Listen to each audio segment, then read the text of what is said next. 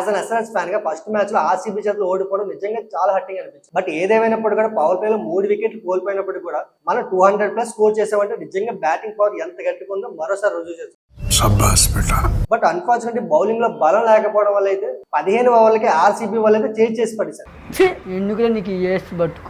So ప్రస్తుతంగా పక్కన పెట్టుకుంటే మాత్రం రేపు జరగబోయే మ్యాచ్ మాత్రం చాలా కీలకంగా ఉండబోతుంది. అది కూడా కేకేఆర్ తో మన ఎస్ఆర్హెచ్ అయితే ఆడబోతుంది. సో మోస్ట్లీ చెప్పాలంటే 30 మ్యాచ్లు అయితే ఆడారు. అందులో ఎస్ఆర్హెచ్ మాత్రం కేవలం 10 మ్యాచ్లు మాత్రమే గెలిచాయి. కానీ లాస్ట్ టైం మ్యాచ్ లో హర్షిత్ రాణా మనకి ఫ్లయింగ్ ఇచ్చారు చూసారా, ఆ టైం నుంచి మనకి రైవల్ అయితే కన్అట్. At the same time final లో మనం ఓడించాలైతే కప్పు కొట్టారు. అక్కడి నుంచి ఇంకా ఈ రెండింటికి సరైన రివెంజ్ అయితే మనం తీర్చుకోలేదు ఇప్పటిదాకా. బట్ రేపు జరగబోయే మ్యాచ్ లో Abhishek Sharma, Travis head, Ishan Kishan, Klaasen వీళ్ళు మాత్రం గట్టిగా నించుంటే మాత్రం ఖచ్చితంగా వాళ్ళకి మాత్రం 5-3 ఇచ్చేయాలనుకుంటున్నారు. అలా చేయాలంటే బౌలింగ్ లో కూడా మంచిగా రాణించవలసిన అవసరం అయితే ఎంతగానో ఉంది. ఎందుకు మీరేమనుకుంటున్నారు?